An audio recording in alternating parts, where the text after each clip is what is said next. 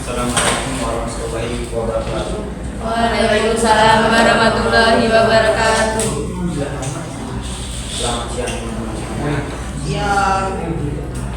Kami dari kelompok 9 akan mempresentasikan materi tentang metode pembelajaran, yaitu metode mind mapping. Dan saya sendiri atas nama Mahfud dengan NIM 226-11007. Saya Dwi Arikatsya dengan NIM 226-15129, dan saya Tiffany Tina Anueka dengan NIM 2215113. Baik, untuk mempersingkat waktu, langsung saja kita masuk ke pengertian dari metode mind mapping yang akan disampaikan oleh saya sendiri. Yang pertama, metode mind mapping merupakan sebuah teknik visual yang digunakan untuk memetakan ide, konsep, kemudian informasi dengan cara yang kreatif, dan terstruktur, mirip seperti pada sebuah peta. Nah, mind mapping ini dimulai dari sebuah ide utama yang ada di tengahnya, kemudian berkembang menjadi cabang-cabang yang saling terhubungnya nanti. Nah, masing-masing ide ini mewakili. Menurut Darussalam dalam Dinasti 2021, beliau mengatakan bahwa metode pembelajaran mind mapping merupakan metode pembelajaran yang dirancang untuk mengembangkan pengetahuan siswa dengan kegiatan kreatif dengan cara menyusun ide pokok dari sebuah konsep menjadi sebuah ide pemikiran yang mudah dipahami oleh siswa. Yang selanjutnya yaitu ciri-ciri metode mind mapping. Yang pertama yaitu ada visual. Mind map menggunakan gambar, simbol, dan warna untuk mewakili ide-ide. Ini membuat informasi lebih mudah diingat dan dipahami. Yang kedua yaitu hierarkis. Informasi disusun dalam struktur bercabang dengan ide utama di tengah dan ide-ide pendukung sebagai cabang. Yang ketiga yaitu non-linear. Mind mapping tidak mengikuti urutan linear seperti tulisan biasa. Ini memungkinkan kita untuk melihat hubungan antara berbagai ide secara simultan. Yang keempat yaitu ada konektif, yaitu garis dan panah menghubungkan sebagai cabang, menunjukkan hubungan antara ide-ide.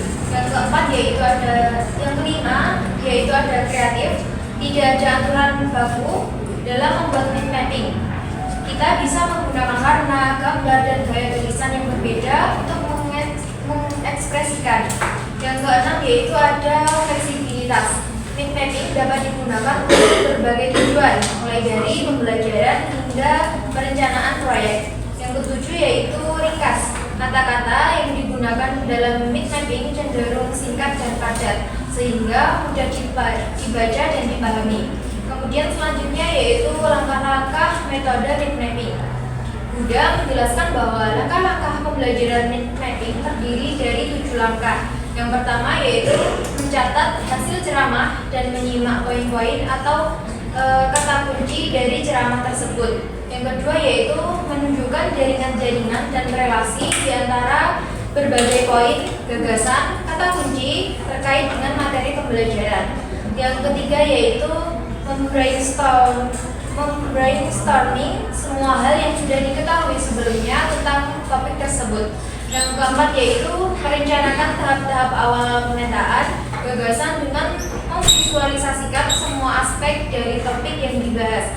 Yang kelima yaitu menyusun gagasan dan informasi dengan membuatnya bisa diakses pada satu lembar kertas saja.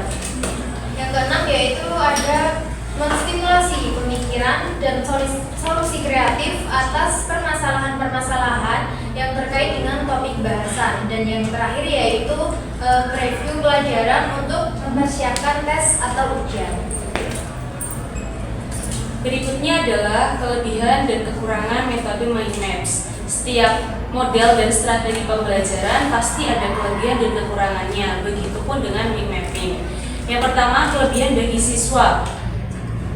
Metode ini merupakan cara yang mudah dalam menggali informasi dari dan ke otak peserta didik. Yang kedua, peserta didik dapat mengemukakan pendapat secara bebas. Yang ketiga, catatan yang dibuat oleh peserta didik lebih fokus pada inti materi. Yang keempat, kreativitas individu maupun kelompok akan semakin meningkat. Yang kelima, memudahkan peserta didik untuk mengingat. Dan yang keenam, menyenangkan karena metode mind mapping dibuat menggunakan komponen warna, gambar, dan juga garis. Lalu yang terakhir, mengaktifkan seluruh bagian otak. Adapun kekurangan bagi siswa, yang pertama, jumlah detail informasi yang diterima peserta didik tidak diketahui karena memerlukan banyak alat tulis. Mind mapping yang baik akan memerlukan banyak warna karena simbol-simbol, gambar, serta garis yang dicantumkan akan atraktif dan menarik.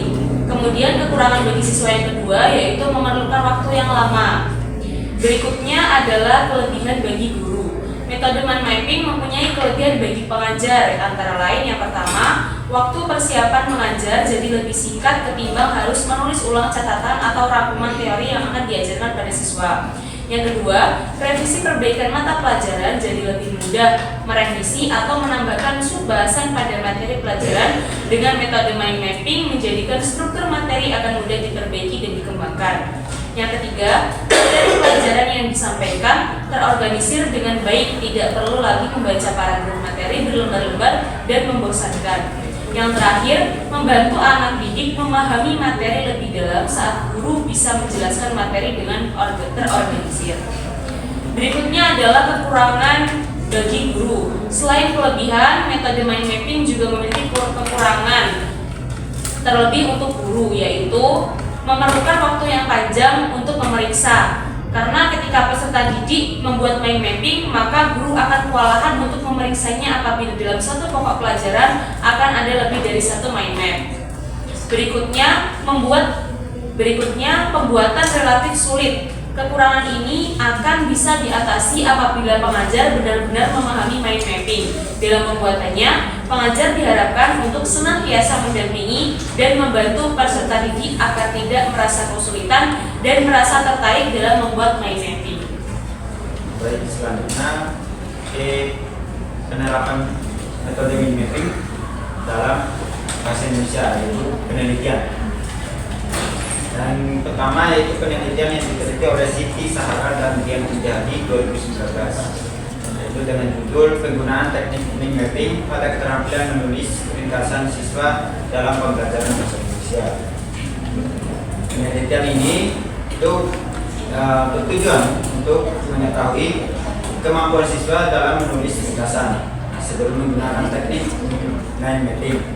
Kemudian mengetahui gambaran kemampuan siswa menulis ringkasan sesudah menggunakan teknik mind mapping tadi sekarang sesudah. Selanjutnya itu mengetahui gambaran atau cara penggunaan teknik mind mapping untuk meningkatkan keterampilan menulis siswa.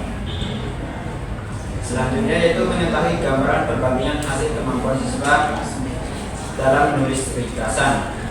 Selanjutnya itu penelitian yang kedua yaitu oleh Lastika Putri dan Widihan Training 2014 dengan judul peningkatan keterampilan menulis puisi melalui metode mind mapping dengan media audio visual.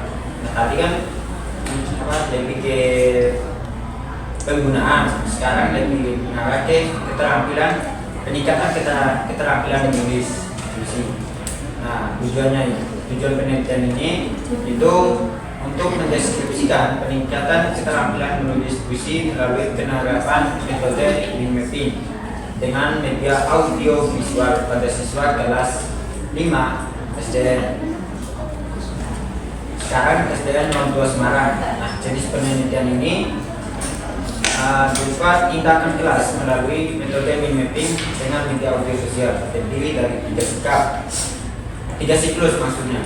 Nah, setiap siklus itu terdapat satu pertemuan dengan 4 tahapan, yaitu perencanaan, pelaksanaan, observasi dan refleksi. Selanjutnya penelitian ketiga yaitu diteliti oleh Zulfikar 2023, yaitu penerapan metode mind mapping dalam pembelajaran menulis puisi pada peserta didik kelas 8 SMP 02 Tegowani. Nah, tujuan penelitian ini yaitu untuk mengetahui penerapan metode mind mapping dalam pembelajaran menulis puisi pada peserta didik kelas 8 SMP 02 Tegowani tahun pelajaran 2021-2022. Nah, oke, itu saja presentasi dari kelompok kami itu terkait dengan metode mind mapping. Selanjutnya adalah untuk mempersingkat waktu, mari kita tutup presentasi ini. Saya akhiri dengan hamdalah bersama. Assalamualaikum warahmatullahi wabarakatuh. Waalaikumsalam warahmatullahi wabarakatuh.